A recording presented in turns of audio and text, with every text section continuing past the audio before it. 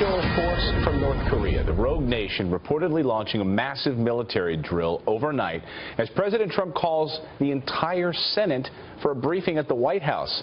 Kelly Wright live in studio with overnight developments on that. Good morning, Kelly. Good morning to you as well. The status quo is unacceptable. That's what President Donald Trump says about the way the international community is dealing with the escalating tensions with the rogue nation. North Korea is planning to conduct its sixth nuclear test today to mark its anniversary of its military armed forces.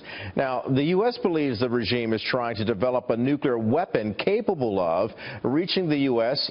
Adding to this tension, the country has detained a third U.S. citizen. President Trump is planning to meet with the entire U.S. Senate on Wednesday, all 100 members, at the White House for a briefing. Secretary of State Rex Tillerson, Secretary of Defense Jim Mattis, Chairman of the Joint Chiefs of Staff General Joseph Dunford, and Director of National Intelligence Dan Coats will all be there to update the senators on the situation taking place in North Korea. Also, the president is urging the UN to impose stronger sanctions on the North. This is a real threat to the world, whether we want to talk about it or not. North Korea is a big world problem, and it's a problem we have to finally solve. People have put blindfolds on for decades, and now it's time to solve the problem. Plus, in a show of U.S. military force, the USS Michigan, a nuclear-powered submarine, is now docked at a South Korean port.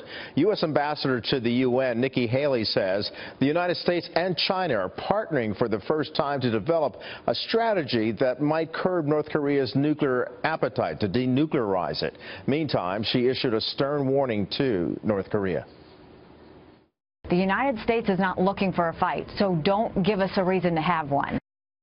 And President Trump is calling on the UN Security Council to help solve the conflict with North Korea as well, and as well as partnering with China to see how far they can go in stopping this regime. Clayton and Heather. Hornet's nest. All right. Thanks, Kelly. Thank you, Kelly.